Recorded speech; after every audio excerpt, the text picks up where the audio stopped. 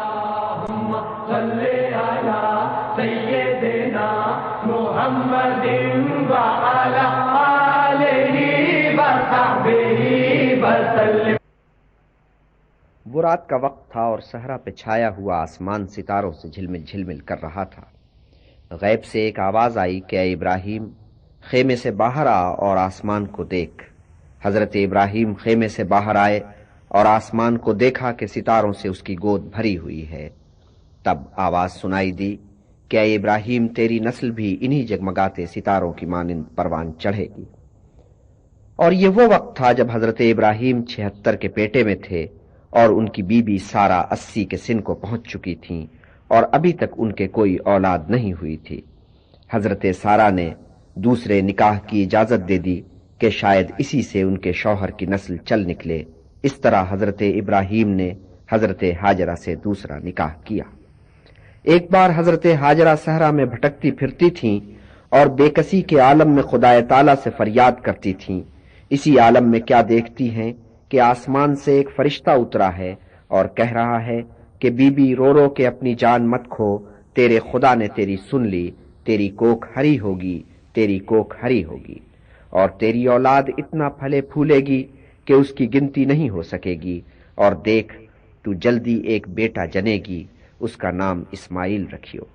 حضرت ہاجرہ خوش خوش گھر واپس آئیں اور شوہر کو بشارت کا احوال سنایا۔ بشارت پوری ہوئی، حضرت ہاجرہ کے بیٹا پیدا ہوا۔ حضرت ابراہیم نے اس کا نام اسماعیل رکھا۔ کچھ عرصے بعد حکم ہوا کہ حضرت ہاجرہ اور حضرت اسماعیل کو وطن سے دور بھیج دیا جائے۔ حضرت ابراہیم نے دکھے دل کے ساتھ اپنی بیوی اور بیٹے کو غربت کے سفر پر رخصت کیا۔ حضرت ہاجرہ بچے کو لے کر نکل کھڑی ہوئیں۔ سمجھ میں نہ آتا تھا کہ کہاں جائیں، جدھر منہ اٹھا ادھر چل پڑیں اور دور کی راہوں پر نکل گئیں۔ ہرج مرج کھینچتی، رنج سفر اٹھاتی، وہ عرب کی ایک بنجر وادی میں جا نکلی۔ یہ وادی بکہ تھی جو کنعان سے اتنی دور تھی کہ اونٹ پر سوار ہو کر چلو تو 40 دن میں وہاں پہنچ سکتے تھے۔ حضرت ہاجرہ حیران و پریشان تھی کہ وہ کہاں آ نکلی۔ بچہ پیاس سے تڑپنے لگا۔ دور دور تک پانی کا نام و نشان نہیں تھا۔ ماں کو اندیشہ ہوا کہ پانی نہ ملا تو اس کا لال تڑپ تڑپ کر مر جائے گا۔ حضرت ہاجرہ سے کچھ بن نہ پڑا تو انہوں نے اپنے لال کو گود سے اتار کر ریت پر لٹایا اور خود ایک ٹیلے پر چڑھ کر ارد گرد نظر دوڑانے لگیں کہ شاید کہیں پانی کے آثار دکھائی دے جائیں یا شاید کوئی قافلہ، کوئی مسافر آتا جاتا نظر آئے تو اسی سے پانی طلب کر لیا جائے۔ مگر وہاں دور دور تک نہ آدم دکھائی دیتا تھا، نہ پانی کے اثر آثار نظر آتے تھے۔ جب اس ٹیلے سے انہیں کچھ نظر نہ آیا تو وہاں سے اتر کر دوسرے ٹیلے پر چڑھ گئیں، وہاں سے بھی انہیں کوئی دکھائی نہ دیا۔ حضرت ہاجرہ سخت پریشان ہوئیں۔ ان دو مقامات کے درمیان وہ بدحواسی کے عالم میں 7 مرتبہ ادھر سے ادھر اور ادھر سے ادھر بھاگ کر گئیں۔ جب بھاگ دوڑ سے کچھ حاصل نہ ہوا تو تھک کر بیٹھ گئیں۔ اس کے بعد کیا ہوا؟ پرانے عہد نامے کی کتاب پیدائش میں اس کا ذکر یوں ہوا ہے: تب خدا نے اس لڑکے کی آواز سنی اور خدا کے فرشتے نے آسمان سے ہاجرہ کو پکارا اور اس سے کہا کہ اے ہاجرہ، تجھ کو کیا ہوا؟ مت ڈر کہ اس لڑکے کی آواز جہاں وہ پڑا ہے خدا نے سنی۔ اٹھ اور لڑکے کو اٹھا اور اپنے ہاتھ سے سنبھال کہ میں اس کو ایک بڑی قوم بناؤں گا۔ پھر خدا نے اس کی آنکھیں کھولیں اور اس نے پانی کا ایک کنواں دیکھا۔ اصل میں یہ ایک چشمہ تھا۔ حضرت اسماعیل کی ایڑی جس جگہ ریت کو رگڑ رہی تھی، عین اسی جگہ چشمہ ابلا۔ اس چشمے کی برکت سے یہ مقام قافلوں کے پڑاؤ کی جگہ بن گیا اور اس چشمے کا نام زمزم ٹھہرا۔ پھر یوں ہوا کہ حضرت ابراہیم کو بیٹے اور بیوی کی یاد آئی۔ حضرت سارہ کی گود بھی ہری ہو چکی تھی۔ ان کی گود میں اسحاق نام کا بیٹا کھیلتا تھا۔ ان سے رخصت ہو حضرت ابراہیم ہاجرہ اور اسماعیل کی تلاش میں نکلے۔ چلتے چلتے آخر منزل مقصود پر پہنچے اور اس کے بعد کا احوال قرآن میں یوں بیان کیا گیا ہے کہ خدا تعالی نے ابراہیم کو چشمہ زمزم کے قریب وہ مقام دکھایا جہاں اسے اپنے بیٹے کے ساتھ مل کر امن و امان کا ایک گھر تعمیر کرنا تھا، بتایا گیا کہ یہ گھر کس طرح تعمیر کیا جائے گا اور اس کا کیا نام رکھا جائے گا۔ نام کعبہ تجویز کیا گیا۔ کعبہ جب تعمیر ہو رہا تھا تو ایک فرشتہ ابو قبیس کی پہاڑی پر پہنچا اور وہاں سے وہ آسمانی پتھر اٹھایا کہ اس دن سے جس دن سے وہ زمین پر اترا تھا محفوظ چلا آتا تھا۔ یہ پتھر جنت سے زمین پر آیا تھا اور جنت سے اترتے وقت وہ دودھ سے زیادہ سفید تھا، لیکن آدم کے بیٹوں کے گناہوں کے اثر سے وہ سفید سے سیاہ ہو گیا۔ جب یہ مقدس گھر تعمیر ہوا تو خدا کی طرف سے حکم آیا کہ اسے مقام حج قرار دیا جائے، حج کے آداب طے کیے جائیں، جو یہاں حج کرنے آئیں انہیں آداب سے آگاہ کیا جائے۔ یوں وادی بکہ کا یہ مقام حج بن گیا اور بکہ رفتہ رفتہ مکہ بن گیا۔ اور وہ دو ٹیلے جن کے درمیان حضرت ہاجرہ پانی کی تلاش میں 7 مرتبہ دوڑیں صفا اور مروہ کہلائے، اور حضرت ابراہیم نے حاجیوں کے لیے یہ لازم قرار دیا کہ وہ 7 مرتبہ صفا اور مروہ کے درمیان دوڑیں۔ یوں کعبہ مقام حج بن گیا۔ سال میں 1 مرتبہ حج ہوتا۔ حج کرنے والے عرب کے کونے کونے سے یہاں پہنچتے اور فرائض حج بجا لاتے۔ اسماعیل کی اولاد اب مکہ تک محدود نہیں تھی، وہ اتنی پھلی پھولی کہ یہ وادی اس کے لیے چھوٹی پڑ گئی۔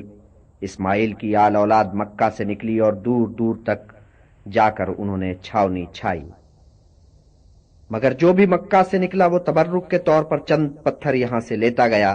رفتہ رفتہ ہمسائے میں بسنے والے بت پرست قبیلوں کے اثر سے ان پتھروں میں بت بھی شامل ہو گئے، سو جب یہ لوگ حج کرنے آتے تو بت بھی ساتھ لاتے۔ یوں توحید کا تصور دھندلاتا گیا اور کعبہ میں بتوں کا عمل دخل ہوتا گیا۔ لوگوں کی آنکھوں پر پردے پڑتے چلے گئے، ایسے پردے پڑ گئے کہ سامنے کی چیزیں بھی ان کی نظروں سے اوجھل ہو گئیں، اور تو اور زمزم کا چشمہ بھی ان کی آنکھوں سے اوجھل ہو گیا۔ اس کا ذمہ دار بنی جرہم کو سمجھنا چاہیے۔ بنی جرہم یمن سے آ کر یہاں آباد ہوئے تھے، اور آل اسماعیل نے انہیں اس بات پر برداشت کیا کہ حضرت اسماعیل کی دوسری بیوی اس قبیلے سے تھیں، لیکن بنی جرہم نے اتنی زیادتیاں کیں کہ لوگوں کا پیمانہ صبر لبریز ہو گیا اور انہوں نے انہیں مار کر نکال باہر کیا۔ بنی جرہم نے جاتے جاتے یہ حرکت کی کہ زمزم کا چشمہ مسدود کر دیا۔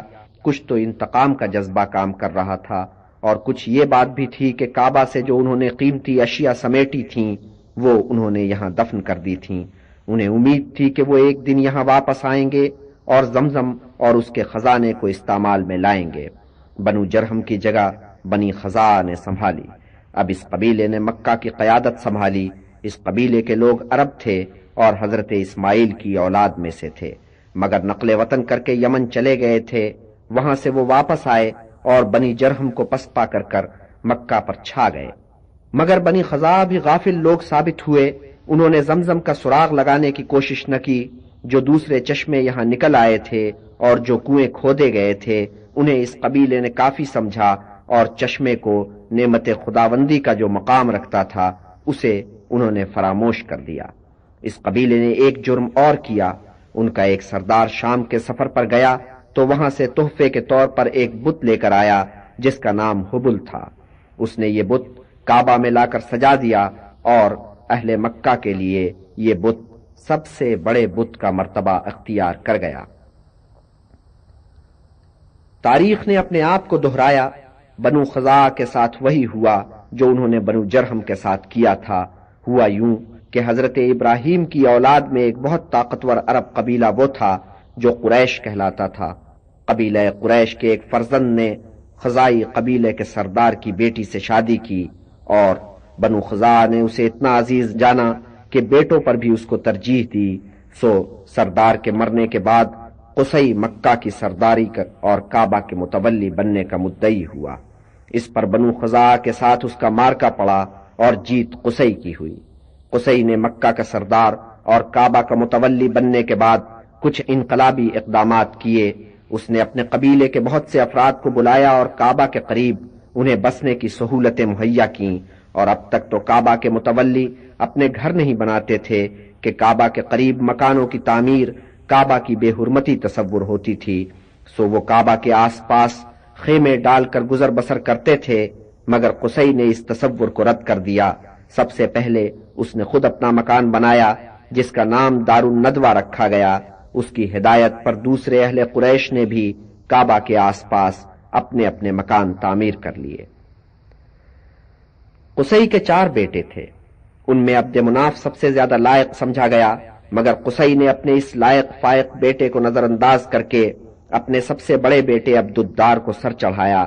اس نالائق بیٹے سے باپ نے اپنے آخری وقت میں کہا کہ لوگ میرے دوسرے بیٹوں کو سر چڑھاتے ہیں، مگر میں تجھے عزت بخشوں گا۔ کعبہ میں تیری اجازت کے بغیر کوئی داخل نہیں ہو سکے گا، حاجیوں کو تو پانی پلائے گا، کھانا تو کھلائے گا، تیرے بغیر یہاں پتا نہیں ہلے گا۔ اور اس وصیت کے ساتھ اس نے عبد الدار کو کعبہ کا متولی بنا دیا۔ عبد مناف نے سعادت مندی دکھائی اور باپ کی وصیت کا احترام کرتے ہوئے عبد الدار کو کعبہ کا متولی اور مکہ کا سردار تسلیم کر لیا۔ خیر، عبد الدار کا زمانہ تو خیریت سے گزر گیا، مگر جب عبد الدار کی آنکھ بند ہونے کے بعد یہ عہدے اس کی اولاد کو منتقل ہوئے تو قریش میں اس مسئلے پر اختلاف رائے ہو گیا۔ عبد مناف کا فرزند ہاشم ایک لائق فائق شخص تھا اور قریش کی آنکھوں کا تارا تھا۔ قریش کے آدھے لوگ ہاشم کے گرد اکٹھے ہو گئے اور عبد الدار کے حق تولیت کو چیلنج کیا۔ بات اتنی بڑھی کہ فریقین لڑنے مرنے پر آمادہ ہو گئے، دونوں طرف سفارائی ہونے لگی۔ صاف نظر آ رہا تھا کہ سر کٹیں گے، خون کی ندیاں بہیں گی، مگر بھلا ہو کہ وقت پر صلح صفائی ہو گئی۔ سمجھوتا اس پر ہوا کہ حاجیوں کو کھلانے پلانے کی اور اہل مکہ پر ٹیکس لگانے کی ذمہ داریاں عبد مناف کے بیٹے کے سپرد ہوں گی، کلید کعبہ اور ندوہ کی صدارت عبد الدار کے بیٹوں کے پاس رہے گی۔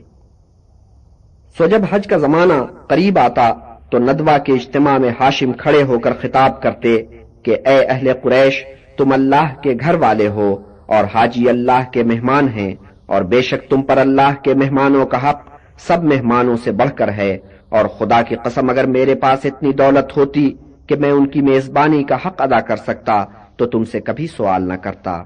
ہاشم کی اپیل کا خاطر خواہ اثر ہوتا، اہل قریش حاجیوں کی راہ میں آنکھیں بچھاتے۔ ہاشم کی عزت بہت تھی، مکہ میں بھی اور مکہ سے باہر بھی۔ ہاشم ہی نے کاروانی سفر کی طرح ڈالی تھی۔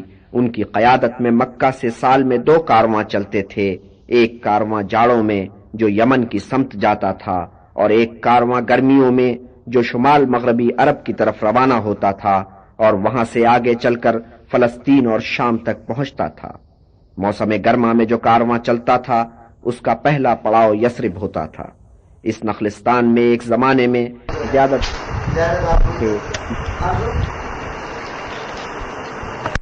قبیلے کے ہاتھوں میں تھا، ویسے یہودی اب بھی یہاں شامل۔ عرب کا یہ قبیلہ اب 2 شاخوں میں بٹ گیا تھا، اوس اور خزرج۔ بنو خزرج میں وہ خاتون بھی تھیں جن کا نام سلمہ تھا، جو عمر نجار کی بیٹی تھی۔ ہاشم نے اس بی بی سے شادی کی خواہش کا اظہار کیا۔ اس بی بی نے شرط پیش کی کہ میرے معاملات میں آپ دخیل نہیں ہوں گے، اور جب میرے بیٹا پیدا ہوگا تو 14 سال کی عمر تک وہ میرے ساتھ یثرب ہی میں رہے گا۔ ہاشم نے یہ شرطیں منظور کر لیں، شادی ہوئی، چاند سا بیٹا پیدا ہوا، نام اس کا شیبہ رکھا گیا، مگر ہاشم کی عمر نے وفا نہیں کی۔ ایک سفر میں بیماری نے اسے آ لیا، فلسطین میں غزہ کے مقام پر اس کا انتقال ہوا۔ ہاشم کے 2 سگے بھائی تھے، عبد الشمس اور مطلب، اور ایک سوتیلا بھائی نوفل۔ عبد الشمس اور نوفل دونوں ہی تجارت کے سلسلے میں لمبے لمبے عرصے کے لیے مکہ سے باہر رہتے تھے، اس لیے حاجیوں کو پانی پلانے اور کھانا کھلانے کی ذمہ داری مطلب بجا لانے لگے۔ رفتہ رفتہ مطلب کو یہ خیال ستانے لگا کہ ان کے بعد یہ ذمہ داری کون سنبھالے گا۔ ایسے میں انہیں اپنے مرحوم بھائی ہاشم کا خیال آیا، سوچا کہ یہ ذمہ داری اسی مرحوم کی اولاد کی طرف منتقل ہونی چاہیے۔ یوں تو ہاشم نے 4 بیٹے چھوڑے تھے، 3 دوسری بیویوں سے اور 1 سلمہ سے، مگر جس نے ناموری حاصل کی وہ سلمہ کا نور نظر شیبہ تھا۔ اس کی لیاقت اور قابلیت کی خبریں یثرب سے نکل کر مکہ تک پہنچ رہی تھیں۔ مطلب احوال واقعی معلوم کرنے کے لیے مکہ سے یثرب پہنچے، جیسا سنا تھا بھتیجے کو ویسا ہی پایا۔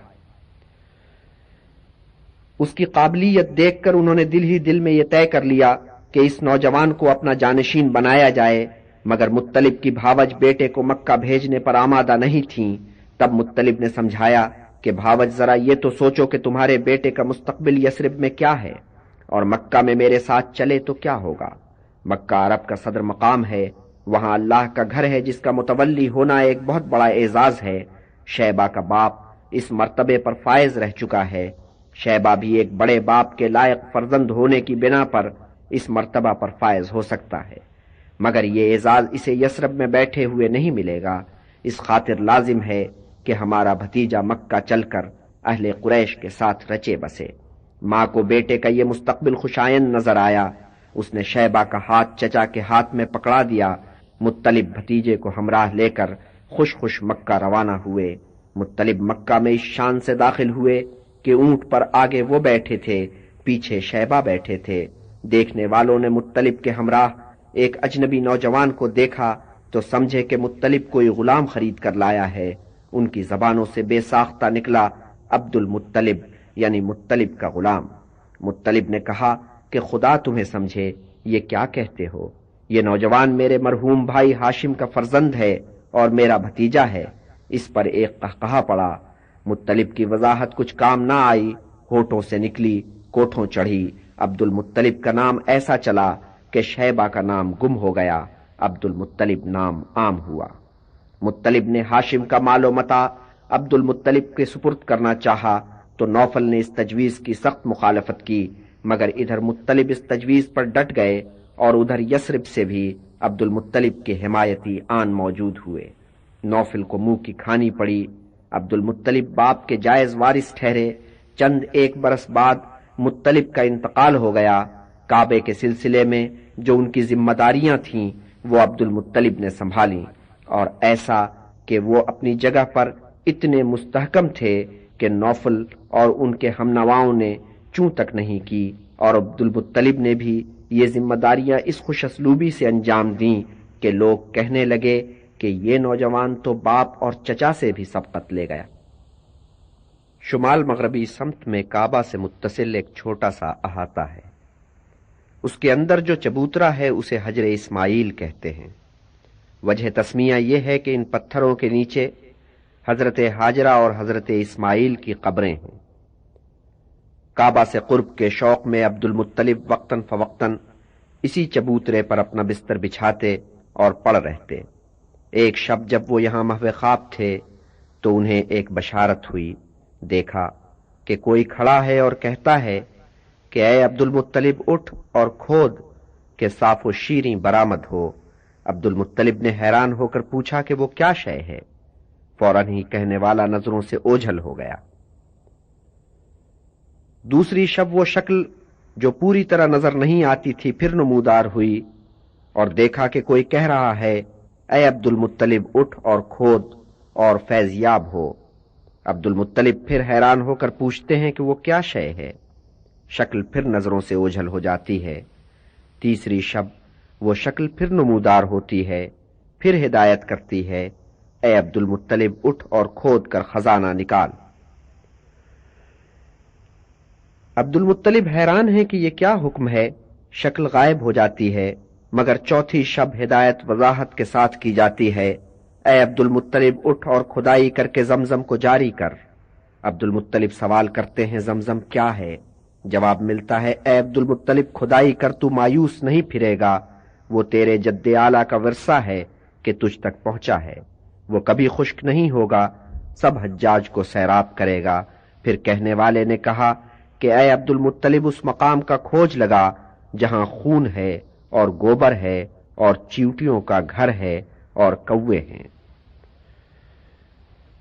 اور اے عبد المطلب اپنے رب سے دعا کر کے چشمہ اپنے پاک صاف پانی کے ساتھ سدا بہتا رہے اور حاجیوں کو سیراب کرتا رہے۔ اب نور کا تڑکا تھا۔ عبد المطلب نے اٹھ کر کعبہ کا طواف کیا، حجر اسود کو بوسہ دیا اور جس دعا کی انہیں ہدایت کی گئی تھی وہ دعا کی۔ جب وہ دعا کر رہے تھے تو بازوؤں کی پھڑپھڑاہٹ سنائی دی۔ ایک کوا اترا، پھر دوسرا کوا اڑ کر آیا اور اسی جگہ اترا، اور عبد المطلب نے دیکھا کہ یہ کوے ان دو بت نما پہاڑیوں کی طرف بڑھ رہے ہیں جو عین کعبہ کے سامنے کوئی 100 گز کے فاصلے پر واقع ہیں۔ کوؤں کو پتا تھا اور عبد المطلب کو بھی کہ یہاں ریت میں ہمیشہ خون موجود رہتا ہے کہ اہل قریش اپنے جانوروں کی قربانیاں یہیں دیتے ہیں۔ یہاں گوبر بھی ریت میں رلا ملا نظر آ رہا تھا اور پھر چیونٹیوں کا ایک گھر بھی دکھائی دیا۔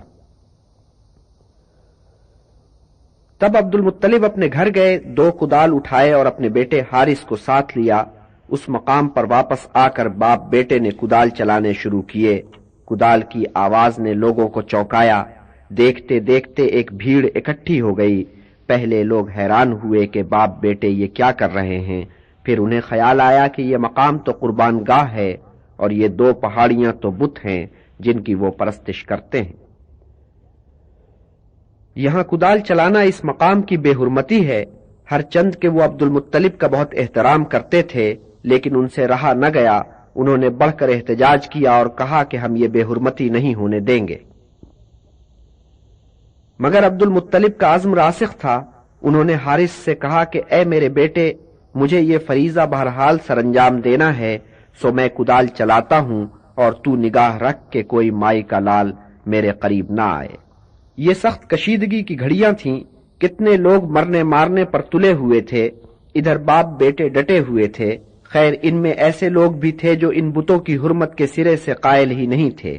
ان کا خیال تھا کہ یہ بنو جرہم سے تھے، ایک عورت ایک مرد۔ انہوں نے کعبہ کی بے حرمتی کی تھی، جس کی وجہ سے ان پر یہ عذاب نازل ہوا اور وہ پتھر کے بن گئے۔ تو یوں لوگوں میں اختلاف پیدا ہو گیا۔ ادھر عبد المطلب لوگوں کے رد عمل سے بے نیاز کدال چلائے جا رہے تھے۔ اچانک کدال ایک پتھر سے ٹکرایا اور پانی ابل پڑا۔ عبد المطلب نے جوش مسرت میں نعرہ بلند کیا اور رب کا شکر ادا کیا۔ لوگ جو منتشر ہونے لگے تھے پھر اکٹھے ہو گئے۔ وہ حیران ہو کر دیکھ رہے تھے کہ جہاں آج تک خاک اڑتی تھی وہاں اب ایک چشمہ ابل رہا ہے۔ مزید کھدائی پر وہ خزانہ برآمد ہوا جو بنو جرہم یہاں گاڑ داغ گئے تھے۔ اس پر ایک قضیہ کھڑا ہو گیا، سب اس میں حصہ بٹانے پر تلے ہوئے تھے۔ آخر بات اس پر آ کے ٹھہری کہ قرآن اندازی کر لی جائے۔ اس زمانے میں اختلافی مسائل کو طے کرنے کا جانا مانا طریقہ یہی تھا، اور قرآن اندازی کا اسلوب یہ تھا کہ کعبہ کے اندر حبل کے روبرو کھڑے ہو کر تیر چلایا جاتا۔ یہاں تیر اس طریقے سے چلائے گئے کہ خزانے کی ہر شے کا نام لکھ کر دیوار پر لگا دیا گیا۔ اس پر 3 تیر چلائے گئے، ایک تیر عبد المطلب کے نام کا، ایک تیر کعبہ کے نام کا، ایک تیر اہل قریش کے نام کا۔ جس نام کا تیر نشانے پر جا لگا وہ شے اس کے حصے میں چلی گئی۔ یوں اس خزانے کی کچھ اشیاء عبد المطلب کے حصے میں آئیں، کچھ قریش کے بیچ تقسیم ہوئیں، کچھ کعبہ کی ملکیت قرار پائیں۔ باقی چشمہ زمزم پر بنو ہاشم کا اختیار تسلیم کر لیا گیا۔ پانی پلانے کے فرائض تو بنو ہاشم ہی کے سپرد تھے۔ زمزم کے معاملے میں عبد المطلب سرخرو ہوئے، مگر اسی واقعے نے ان کے ہاں ایک احساس محرومی بھی پیدا کیا۔ انہیں پہلی مرتبہ احساس ہوا کہ اولاد کے معاملے میں تو وہ بہت غریب ہیں۔ لے دے کے ایک بیٹا ہے، ان کے چچازاد بھائی امیہ کے کتنے بیٹے تھے، ان کے بھی اتنے ہی بیٹے ہوتے تو کسی کی مجال تھی کہ زمزم کی کھدائی پر انہیں ٹوکتا۔ انہوں نے دعا کی کہ اے میرے رب، اگر میرے 10 بیٹے ہوں اور 10 کے 10 پھلے پھولیں تو میں ایک بیٹا تیری راہ میں قربان کروں گا۔ دعا قبول ہوئی۔ عبد المطلب کے 9 اور بیٹے پیدا ہوئے۔ جب وہ جوان ہوئے، سوائے ایک عبداللہ کے جو ابھی کم عمر تھا، تو عبد المطلب کو اپنی منت کا خیال آیا۔ انہوں نے اپنے 10 بیٹوں کو جمع کیا اور اپنی منت ان کے سامنے بیان کی۔ بیٹوں نے باپ کے آگے سر تسلیم خم کر دیا۔ اب مسئلہ یہ تھا کہ کس بیٹے کی قربانی دی جائے۔ قرآن اندازی ہوئی اس طرح کہ 10 تیر لے کر ایک ایک تیر پر ایک ایک بیٹے کا نام لکھا گیا۔ تیر بان نے حبل کے پہلو میں کھڑے ہو کر تیر چلائے۔ اس طریقے سے قرے میں جس بیٹے کا نام نکلا وہ عبداللہ تھے، اور یہ وہ بیٹا تھا جو عبد المطلب کو سب بیٹوں سے بڑھ کر عزیز تھا۔ مگر انہوں نے اپنے پیارے بیٹے کا نام نکلنے پر ذرا ہچر مچر نہیں کی۔ پہلے ہی گھر سے چھری لے کر نکلے تھے، عبداللہ کا ہاتھ پکڑا اور چلے قربان گاہ کی طرف۔ عبد المطلب ایک ہاتھ میں چھری لیے اور ایک ہاتھ سے عبداللہ کا ہاتھ پکڑے قربان گاہ کی طرف بڑھ رہے تھے۔ عبد المطلب کی سب بیویاں اپنے اپنے بیٹوں کی طرف سے پریشان تھیں۔ ان بیویوں میں سب سے بااثر خاتون فاطمہ تھیں، جو عبد المطلب کے 5 بیٹیوں اور 3 بیٹوں کی ماں تھی۔ زبیر، ابو طالب اور عبداللہ۔ فاطمہ کا تعلق بنو مخزوم سے تھا۔ سارے بنو مخزوم ان کی کمک پر تھے اور موقع واردات پر آن موجود ہوئے تھے۔ ادھر 5 بہنیں بھی اپنے اس بھائی پر جان نچھاور کرتی تھیں۔ بنو مخزوم نے عبد المطلب کو ٹوکا کہ یہ کیا کرتے ہو؟ منت پوری کرنی ہے تو بیٹے کی جگہ کسی جانور کی قربانی دے دو۔ پھر کیا بیٹے کیا بیٹیاں، سب نے باپ کو گھیر لیا اور منت سماجت کی کہ ہمارے پیارے بھائی کو بھیٹ مت چڑھاؤ، اس کے بجائے جانور کی قربانی دے دو۔ عبد المطلب کس کس کی بات کو رد کرتے، سبھی ان کے اقدام کے خلاف تھے، سو انہیں جھکنا پڑا، لیکن آدمی با اصول تھے۔ جب تک کوئی مستند شخصیت یہ فتویٰ نہ دے دے کہ بیٹے کے بدلے میں جانور کی قربانی دی جا سکتی ہے، اس وقت تک وہ اس تجویز پر عمل کرنے کے لیے تیار نہیں تھے۔ آخر یہ طے ہوا کہ یثرب کی نامی گرامی کاہنہ عرافہ سے رجوع کیا جائے، وہ جو فتویٰ دے دے اس کے مطابق عمل کیا جائے۔ عبد المطلب نے عبداللہ کو اور 2 اور بیٹوں کو ساتھ لیا اور یثرب کی طرف چل پڑے۔ وہاں جا کر پتا چلا کہ کاہنہ تو خیبر گئی ہوئی ہے، سو وہ یثرب سے خیبر گئے اور ان کے سامنے یہ مقدمہ پیش کیا۔ کاہنہ نے جواب دیا کہ کل جواب دوں گی۔ دوسرے دن جب عبد المطلب کاہنہ کی خدمت میں پہنچے تو اس نے کہا، اے عبد المطلب، جا اپنے شہر واپس جا، اپنے بیٹے کو کھڑا کر، بیٹے کے برابر 10 اونٹوں کو کھڑا کر، پھر 10 اونٹ مزید ان اونٹوں کے ساتھ شامل کر، اور پھر تیر چلا۔ جب تک تیر تیرے بیٹے کے سامنے گرتا رہے تو 10 اونٹ اونٹوں کی قطار میں شامل کرتا چلا جا۔ جب تیر اونٹوں کے سامنے گرے تو ان سب اونٹوں کی قربانی دے دے اور بیٹے کو بچا لے۔ عبد المطلب نے مکہ جا کر اس تجویز پر عمل کیا۔ کتنی بار تیر چلایا اور کتنی بار وہ عبداللہ کے سامنے جا کر گرا، عبد المطلب نے ہر بار 10 اونٹوں کا اضافہ کیا، یہاں تک کہ اونٹوں کی تعداد 100 ہو گئی۔ تب تیر اونٹوں کے سامنے جا کر گرا۔ سب خوش ہوئے کہ بیٹا بچ گیا۔ اونٹوں کی قربانی قبول ہوئی، مگر عبد المطلب نے اصرار کیا کہ ایک دفعہ تیر کا اونٹوں کے سامنے جا گرنا سند نہیں، 2 بار اور تیر چلایا جائے۔ سو 2 بار اور تیر چلایا گیا، دونوں بار تیر اونٹوں کے سامنے جا کر گرا۔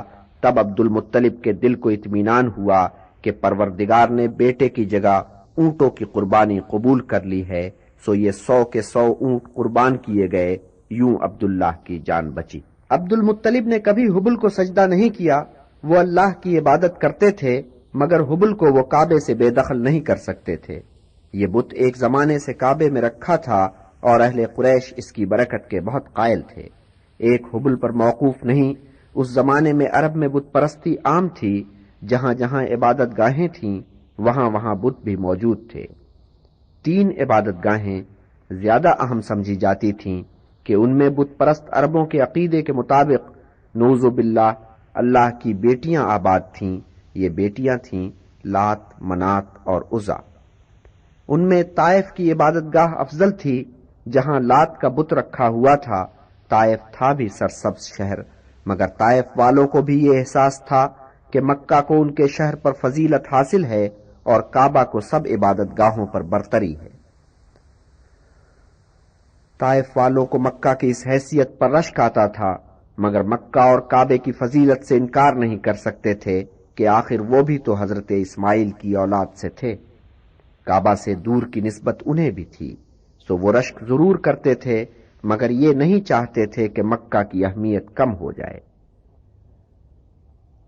عبد المطلب حاجیوں کے میزبان تھے، سو انہی سب باتوں کا احساس انہیں تو ضرور ہوگا، چونکہ بتوں نے کعبے میں راہ پالی تھی اور اب وہ روایت کا حصہ تھے، اس لیے عبد المطلب کو ان کا پاس لحاظ بھی رکھنا پڑتا تھا، مگر ان کا ربط ضبط ایک ایسے گروہ کے ساتھ بھی تھا جو ان بتوں کے سخت خلاف تھے۔ یہ لوگ اپنے آپ کو حنفاء کہتے تھے۔ وہ حضرت ابراہیم علیہ السلام کے دین حنیف کے ماننے والے تھے، اور بت پرستی کو بدعت جانتے تھے۔ ان کی نظروں میں حبل کی حیثیت وہی تھی جو بنی اسرائیل کے سونے کے بچھڑے کی تھی۔ ان لوگوں کے نزدیک کعبہ میں بتوں کا ہونا کعبہ کی بے حرمتی تھی۔ وہ اپنے ان خیالات کا اظہار علی اعلان بھی کرتے تھے، اس لیے انہیں مکہ سے نکل کر نواح میں جا کر آباد ہونا پڑا۔ عبد المطلب ان میں سے 4 حنفا سے بہت ربط ضبط رکھتے تھے۔ انہی میں ایک ورقہ ابن نوفل تھے جو بنو اسد سے تعلق رکھتے تھے اور عیسائی ہو گئے تھے، اور اس زمانے میں اس علاقے کے عیسائیوں میں ایک خیال گشت کر رہا تھا کہ بہت جلد ایک پیغمبر کا ظہور ہونے والا ہے۔ یہ خیال ممکن ہے بہت عام نہ ہو، مگر بازنطینی کلیسا کے بعض پادریوں اور بعض نامی گرامی راہبوں اور کاہنوں نے اس خیال کی توثیق کی تھی۔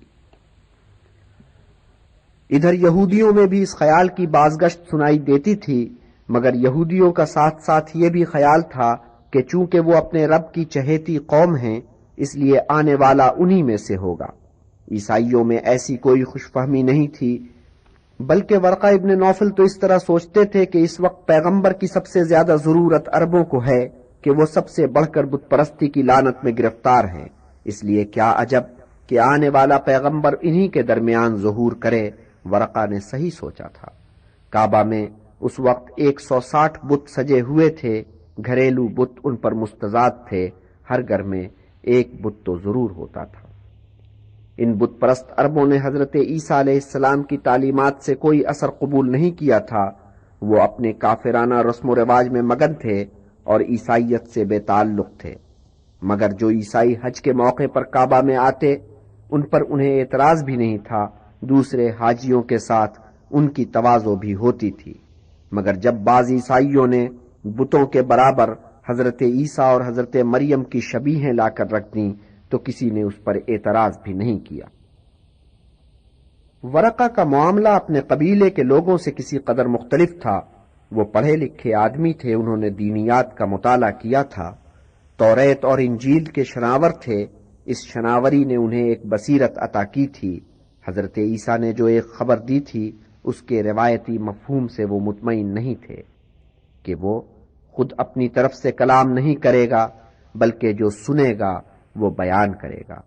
وہ ان الفاظ کو پڑھتے تھے اور سوچ میں پڑ جاتے تھے کہ ان الفاظ کا مطلب کیا ہے، آخر یہ اشارہ کس کی طرف ہے۔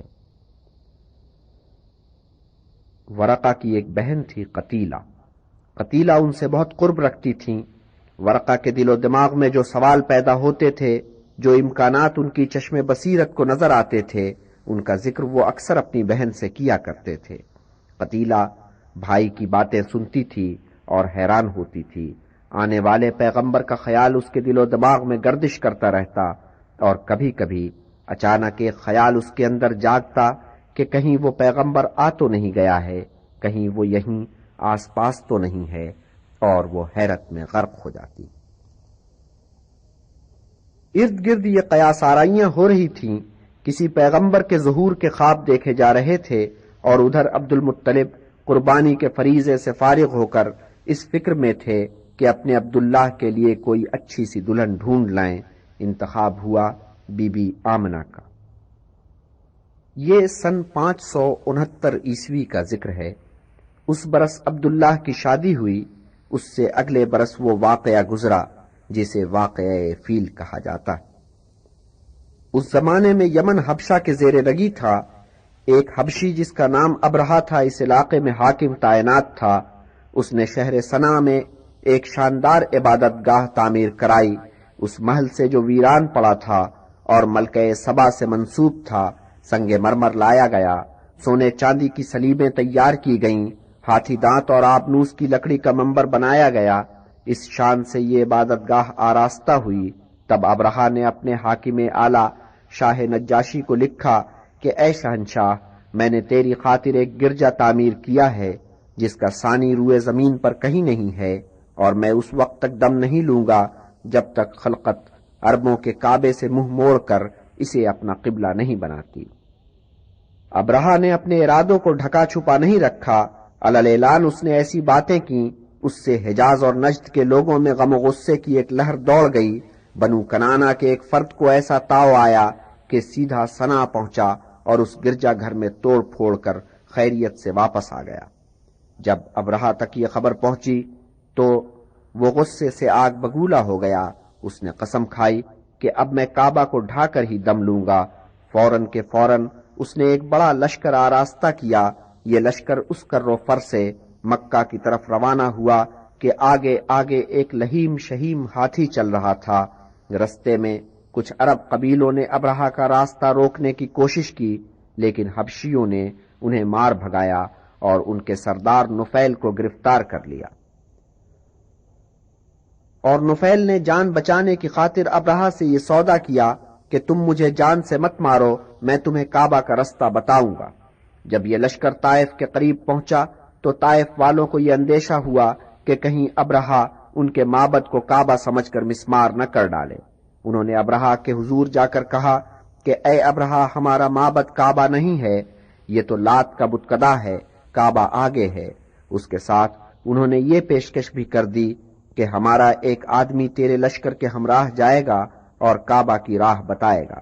ابرہہ نے نفیل کے ساتھ اہل طائف کا بھی ایک آدمی کعبہ کی راہ بتانے کے لیے ساتھ لے لیا، لیکن ابھی یہ لشکر مکہ سے 2 میل دور تھا کہ یہ شخص دم توڑ گیا، وہیں اسے دفن کیا گیا۔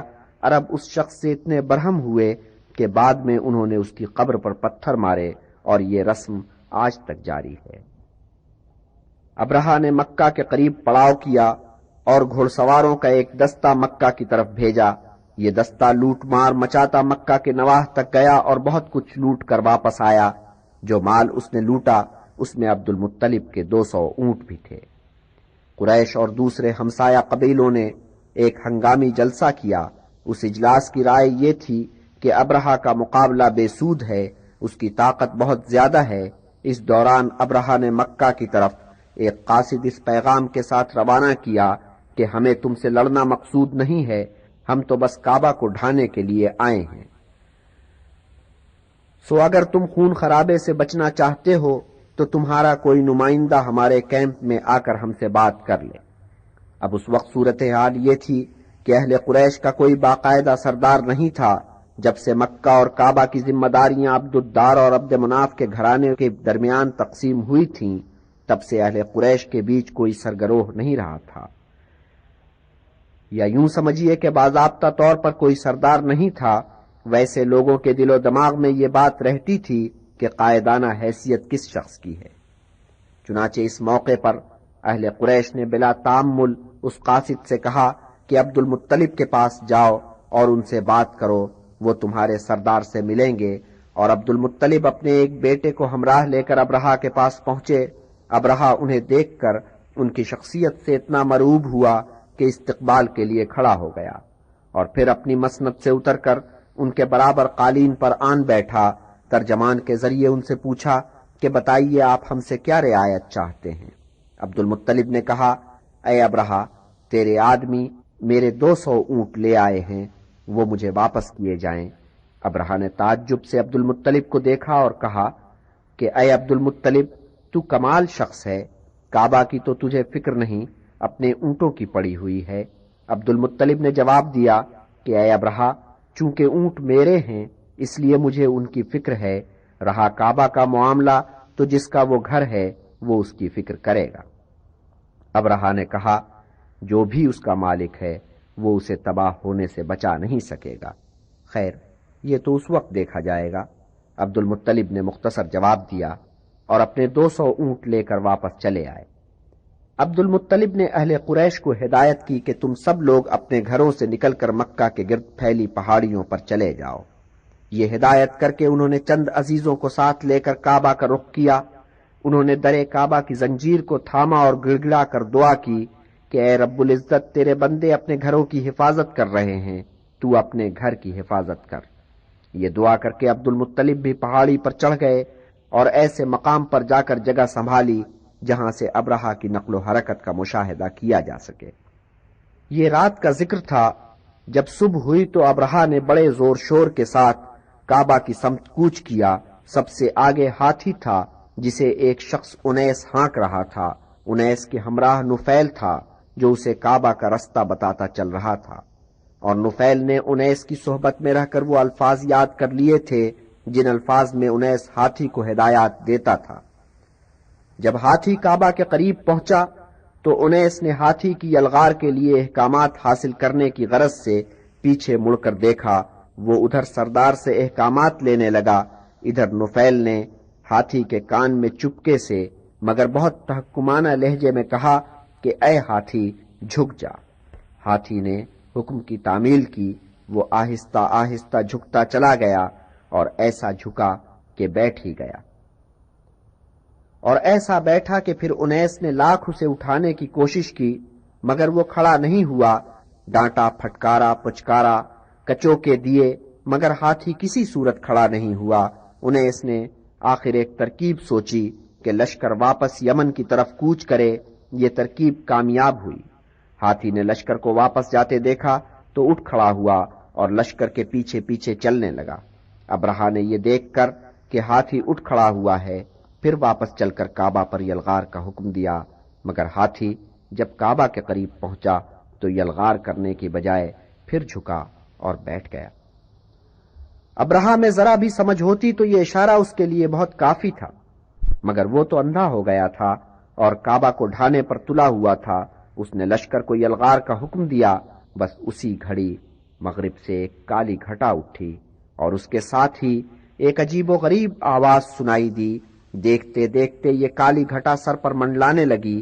اصل میں یہ ابابیلیں تھیں، ان گنت ابابیلیں، ہر ابابیل کی چونچ میں ایک کنکری اور پنجوں میں ایک کنکری، جو کنکری گری نشانے پر لگی سر پر گرتی تھی اور مغز کو پاش پاش کر دیتی تھی اور جسم کو گلا ڈالتی تھی۔ ابابیلوں نے تاک تاک کر کنکریاں پھینکیں، کتنے دم کے دم میں فنا ہو گئے، کتنے گھائل ہوئے، کچھ بچ گئے۔ بچنے والوں میں ایک تو ہاتھی تھا اور دوسرا اس کا محاوت انیس۔ ابرہا کا لشکر تتر بتر ہو گیا۔ کچھ لشکریوں نے جان کی خیر مانگی اور حجاز ہی میں رہ پڑے۔ باقی جو بچ رہے تھے برے حالوں واپس ہوئے، مگر ان میں سے کتنے راستے میں ڈھیر ہو گئے۔ ہاں، ابرہا سنا میں جا کر ڈھیر ہوا اور نفیل تو ہاتھی کے کان میں بات کر کے ہی رفو چکر ہو گیا تھا اور پہاڑیوں میں جا چھپا تھا۔ اس واقعے سے قریش کی سارے عرب میں دھاک بیٹھ گئی۔ لوگ سمجھنے لگے کہ یہ لوگ واقعی اللہ کے خاص بندے ہیں۔ اس واقعے کی نسبت سے یہ سال عام الفیل یعنی ہاتھی کا سال کہلایا، مگر ابھی اس سال کے اندر اس سے بڑا اور واقعہ ظہور پذیر ہونے والا تھا۔ جن دنوں ابابیلوں کا یہ معجزہ رونما ہوا ان دنوں عبداللہ مکہ میں نہیں تھے۔ وہ ایک تجارتی کارواں کے ہمراہ فلسطین اور شام کے سفر پر گئے ہوئے تھے۔ واپسی میں وہ یثرب میں ٹھہرے جہاں ان کی ننھال تھی۔ وہاں وہ بیمار پڑ گئے۔ جب کارواں واپس مکہ پہنچا تو عبد المطلب کو پتا چلا کہ عبداللہ یثرب میں بیمار پڑے ہیں۔ انہوں نے حارث سے کہا کہ یثرب جاؤ اور بھائی کو لے کر جلدی واپس آؤ۔ حارث جب یثرب پہنچے تو پتا چلا کہ عبداللہ تو انتقال کر گئے۔ جب حارث عبداللہ کے انتقال کی خبر لے کر مکہ آئے تو وہاں صف ماتم بچھ گئی۔ آمنہ بی بی نے اپنے سرتاج کا بہت سوگ کیا۔ اس سوگ میں بس ایک بات نے انہیں سہارا دیا کہ وہ مرحوم شوہر کے ہونے والے بیٹے کی ماں بننے والی ہیں۔ ولادت کے دن جتنے قریب آتے گئے آمنہ بی بی کے ہاں ایک اطمینان کی کیفیت پیدا ہوتی گئی۔ انہیں یوں محسوس ہوتا تھا جیسے ان کے آس پاس کوئی روشنی جگمگا رہی ہے، اور ایک دن یہ روشنی اتنی تیز ہوئی کہ انہیں بصرہ اور شام کے محلات دکھائی دینے لگے، اور ایک آواز سنائی دی کہ اے آمنہ، تیرا بچہ کائنات کا سردار ہوگا۔ جب وہ پیدا ہو تو اسے خدائے واحد کی حفاظت میں دے دینا کہ حاسدوں کی نظر بد سے بچا رہے، اور دیکھ اس کا نام محمد رکھنا۔ پس اس کے چند ہفتوں کے بعد ہی یہ مبارک ولادت ہوئی۔ اس گھڑی بی بی آمنہ اپنے چچا کے گھر میں تھیں۔ انہوں نے عبد المطلب کو پیغام بھجوایا کہ آ کر اپنے پوتے کو دیکھ جاؤ۔ عبد المطلب خوشی خوشی اس گھر پہنچے، بچے کو گود میں اٹھایا اور چلے کعبہ کی طرف۔ کعبہ میں پہنچ کر انہوں نے اللہ کا شکر ادا کیا۔ شہروں میں آباد عربوں میں ان دنوں یہ عام دستور تھا کہ وہ پیدائش کے بعد اپنے بچوں کو صحرا میں بھیج دیتے تھے۔ وہاں ہر بچے کے لیے کسی دائی کا بندوبست کیا جاتا، وہ دائی اسے دودھ پلاتی، پالتی پوستی۔ بات یہ ہے کہ عربوں نے شہر نئے نئے بسائے تھے۔ جہاں تک قریش کا معاملہ تھا تو جب قصی نے انہیں خانہ کعبہ کے آس پاس گھر بنانے کی دعوت دی تھی، تب سے انہوں نے شہری بود و باش اختیار کی تھی۔ اس سے پہلے تو وہ صحرائی زندگی ہی بسر کرتے تھے، سیدھے سچے بدو تھے۔ خانہ بدوشی ان کا شعار تھی۔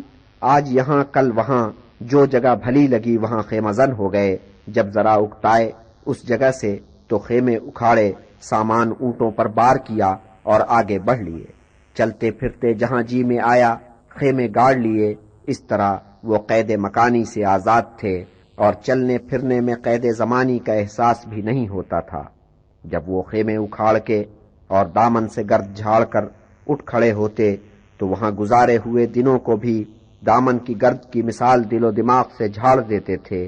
اور چونکہ یہ طے نہیں تھا کہ انہیں کب اور کہاں جا کر خیمے گاڑنے ہیں، اس لیے آنے والے ایام بھی ان پر بوجھ نہیں ہوتے تھے۔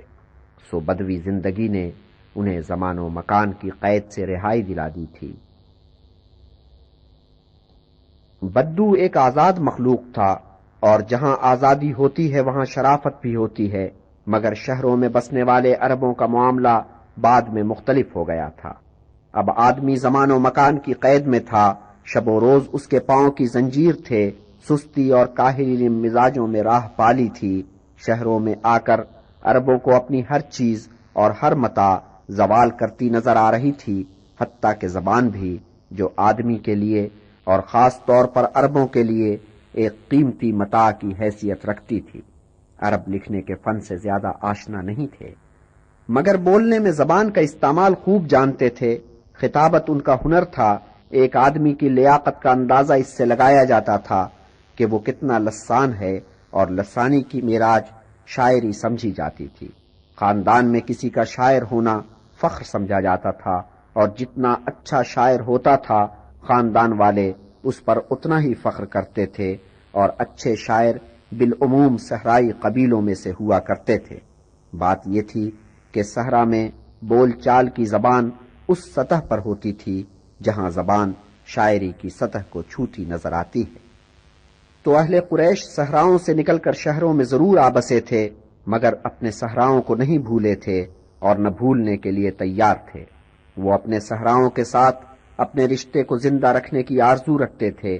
اس رشتے کو انہوں نے اس طرح زندہ رکھا کہ ادھر بچہ پیدا ہوا اور ادھر اسے کسی صحرائی گھرانے میں بھیجنے کا اہتمام کیا۔ مقصود یہ ہوتا تھا کہ صحرا کی گرم تازہ ہوا اس کے جسم و جان کو توانائی بخشے اور کھری عربی زبان اس کی گھٹی میں پڑ جائے۔ قریش اپنے بچوں کو بالعموم 8 برس کی عمر تک صحرا میں رکھتے تھے۔ بعض صحرائی قبائل بچوں کی پرورش و پرداخت کے سلسلے میں بہت اچھی شہرت رکھتے تھے۔ اس قسم کا ایک شہرت یافتہ قبیلہ بنی سعد ابن بکر تھا۔ بی بی آمنہ کی خواہش تو یہی تھی کہ ان کا لال اس گھرانے میں پلے بڑھے۔ یہ لوگ بچے لینے کی غرض سے وقتاً فوقتاً اہل قریش کے پاس پہنچتے تھے، اور کچھ لوگ انہی دنوں اس مقصد سے مکہ پہنچنے والے تھے۔ اسی قبیلے کی ایک بی بی حلیمہ تھیں جو اپنے شوہر حارث کے ساتھ مکہ روانہ ہوئیں۔ انہوں نے بعد میں بیان کیا کہ انہوں نے یہ سفر کن حالات میں کیا تھا۔ بیان کرتی ہیں کہ وہ قحط کا سال تھا۔ ہمارے گھر میں کھانے پینے کے لیے کچھ نہیں رہ گیا تھا۔ میں اپنی گدھی پر سوار ہو کر نکلی، اور ہمارے ہمراہ ایک بوڑھی اونٹنی تھی جو اب دودھ کا ایک قطرہ بھی نہیں دیتی تھی۔ ہمارے بچے رات بھر ہمیں سونے نہیں دیا کرتے، رات بھر وہ بھوک سے بلکتے رہتے۔ ادھر میرا دودھ خشک ہو چکا تھا، اور میری گدھی کا نقاہت سے یہ حال تھا کہ رینگ رینگ کر چل رہی تھی۔ ساتھ میں سفر کرنے والوں کو میری خاطر بار بار رکنا پڑتا تھا۔ بس اس آس پر ہم چل رہے تھے کہ شاید بارش ہو جائے اور اس کی وجہ سے گھاس ہری ہو جائے اور اونٹنی چر کے دودھ دینے کے قابل ہو جائے، مگر پورے سفر میں بارش کا ایک قطرہ نہیں پڑا۔ یہاں تک کہ ہم مکہ پہنچ گئے۔ آمنہ نے اپنے بچے کے لیے کتنوں سے بات کی، مگر کوئی آمادہ نہ ہوا۔ بات یہ تھی کہ آمنہ کا بچہ یتیم تھا۔ بچہ لینے والے بچے کے باپ سے بہت توقعات باندھتے ہیں، اس بچے کا باپ نہیں تھا، ماں اور دادا سے کتنی توقعات کی جا سکتی تھیں؟ اور دادا تو ویسے بھی اپنی عمر کی آخری منزل میں تھے، ان کی آنکھ بند ہو جانے کے بعد ان کے بیٹے سب کچھ ہوں گے، یتیم پوتے کو کون پوچھے گا؟ مگر دوسری طرف حلیمہ بی بی کی بھی صورت احوال کچھ اس قسم کی تھی۔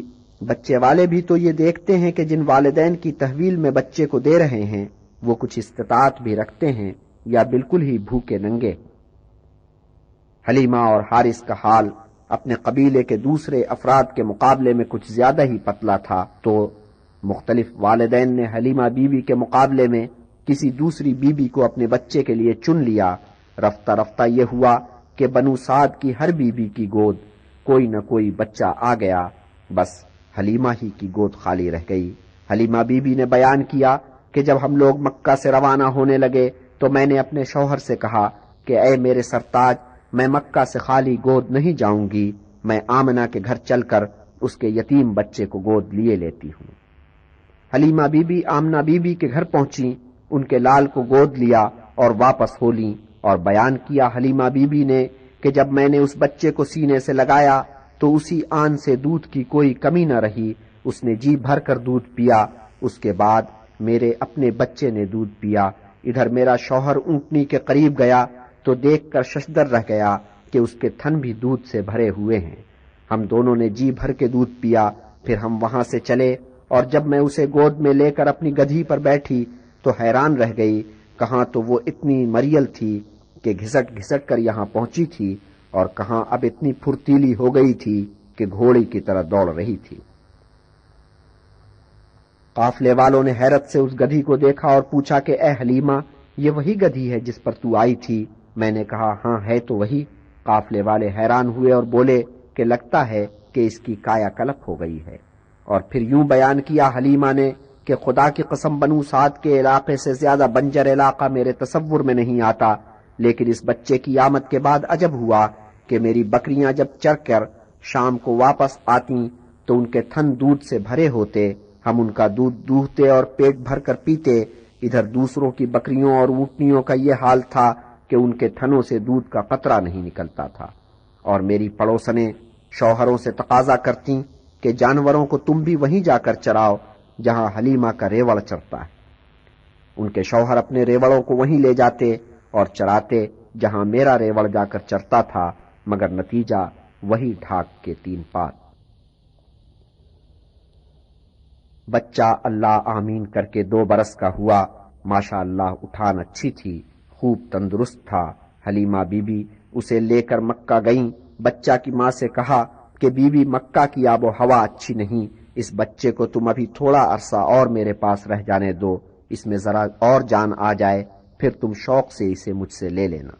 آمنہ بی بی رضامند ہو گئیں اور بچے کو حلیمہ بی پھر اپنے ساتھ اپنے صحرائی علاقے میں لے گئیں، لیکن وہاں اب کے عجب ماجرا ہوا، اور یوں بیان کیا حلیمہ بی بی نے کہ ہماری واپسی کے کئی مہینے بعد کی بات ہے کہ وہ اور میرا بیٹا دونوں خیمے کے پیچھے مینڈھوں کے ساتھ کھیل کود رہے تھے کہ میرا بیٹا بھاگا بھاگا میرے پاس آیا، سخت گھبرایا ہوا تھا، کہنے لگا کہ اے میری ماں، یہ جو ہمارا قریشی بھائی ہے اس کے ساتھ عجب ہوا، سفید براق کپڑوں میں ملبوس 2 اجنبی آئے، انہوں نے اسے پکڑ کر لٹایا اور اس کا سینہ چاک کر کے اسے اندر سے ٹٹولا۔ یہ سن کر میں اور حارث دوڑ کر وہاں پہنچے تو اور تو کوئی نہیں تھا، محمد اکیلے کھڑے تھے، مگر اس حال میں کہ ان کا چہرہ بالکل پیلا پڑ گیا تھا۔ ہم نے انہیں سینے سے لگایا اور پوچھا کہ بیٹے کیا ہوا؟ بولے کہ 2 سفید براق اجنبی آئے اور میرا سینہ چاک کر کے اسے ٹٹولا، جانے کیا ڈھونڈ رہے تھے۔ حلیمہ اور حارث نے ادھر ادھر گھوم پھر کر بہت ان اجنبیوں کو تلاش کیا، مگر اس حلیے کے آدمی انہیں دور دور تک کہیں دکھائی نہیں دیے۔ حلیمہ اور حارث حیران و پریشان تھے کہ اگر 2 ایسے آدمی آئے تھے تو وہ گئے کہاں۔ دونوں بچوں سے انہوں نے بار بار پوچھ گچھ کی، مگر انہوں نے ہر بار وہی واقعہ سنایا جو پہلی بار سنایا تھا، مگر بچے کے سینے پر کوئی زخم یا کسی قسم کا نشان نہیں تھا۔ ہاں اس کی پشت کے بیچوں بیچ ایک ننھا سا نشان ضرور دکھائی دیا، ننھا سا مگر بہت واضح بیضوی شکل کا، مگر یہ نشان تو پیدائش کے وقت سے موجود تھا۔ وہ تو خیر حضور کا بچپن تھا، اس وقت بچوں والی ٹوٹی پھوٹی زبان میں جو بیان کر سکتے تھے بیان کر دیا، مگر بڑے ہو کر آپ نے اس واردات کو تفصیل سے بیان کیا اور یوں فرمایا کہ دو شخص سفید براق پوشاک میں ملبوس، ایک سنہری تشت لیے کہ برف سے لبریز تھا، نمودار ہوئے۔ انہوں نے مجھے پکڑ کر لٹایا، میرا سینہ چاک کیا، اندر سے میرا دل نکالا، پھر اس دل کو چاک کیا، اس کے اندر کوئی کالی سی شے تھی، اسے نکال کر الگ پھینکا، برف سے میرے سینے اور قلب کو دھویا۔ حضرت خاموش ہوئے، پھر فرمایا کہ جب بھی کوئی بچہ پیدا ہوتا ہے، شیطان آتا ہے اور اسے چھو جاتا ہے۔ ایک مریم اور اس کے بیٹے کو چھوڑ کر آدم کی اولاد میں کوئی ایسا نہیں ہے جسے شیطان نے مس نہ کیا ہو۔ تو خیر حلیمہ اور حارث دونوں بہت فکر مند تھے کہ بچے کے ساتھ یہ کیا واقعہ گزرا ہے۔ انہیں گمان ہوا کہ ضرور کوئی بدروح اس کے سر پر آ گئی ہے یا کسی نے جادو کیا ہے۔ انہوں نے سوچا کہ اس سے پہلے کہ بچے کو کچھ ہو جائے اسے اس کی ماں کے پاس پہنچا دیا جائے، سو دونوں بچے کو لے کر مکہ روانہ ہوئے۔ حلیمہ اور حارث دونوں نے بی بی آمنہ سے اس واقعے کا ذکر نہ کیا، مگر بی بی آمنہ کا ماتھا ٹھنکا کہ ضرور کوئی بات ہوئی ہے کہ یہ لوگ بچے کو اچانک واپس لے آئے ہیں۔ انہوں نے پوچھ گچھ کی اور حلیمہ بی نے رفتہ رفتہ ساری تفصیل بتا دی۔ تب بی بی آمنہ یوں بولی کہ اے حلیمہ مت اندیشہ کر کہ بچے پر کسی نے جادو کیا ہے یا کوئی بدروح اس کے سر پر آ گئی ہے۔ میرا دل کہتا ہے کہ میرا لال بڑا ہو کر کوئی چیز بنے گا۔ جب وہ میرے پیٹ میں تھا تو مجھے یوں لگتا تھا کہ میرے پیٹ میں بچہ نہیں، کوئی روشنی پھر رہی ہے۔ یہ کہہ کر بی بی آمنہ نے اپنے لال کو گود میں لیا اور حلیمہ بی سے کہا کہ اب میرا لال میرے پاس رہے گا، تم جاؤ۔ آمنہ کے لال نے مکہ میں آمنہ کے سائے میں ہنسی خوشی 3 برس گزارے۔ دادا کی آنکھوں کا تارا تھا، چچا تایوں کا چہیتا تھا، چچا تایوں کے بچوں کے ساتھ اٹھتا بیٹھتا ہنستا کھیلتا، مگر جن بچوں کے ساتھ سب سے زیادہ پیار محبت تھا وہ تھے حمزہ اور صفیہ۔ یعنی حمزہ حالہ کے نور نظر تھے اور آمنہ کے لال کے ہم عمر تھے۔ ہاں صفیہ ان سے کم عمر تھیں، مگر رشتے میں پھوپھی ہوتی تھیں اور حمزہ چچا تھے۔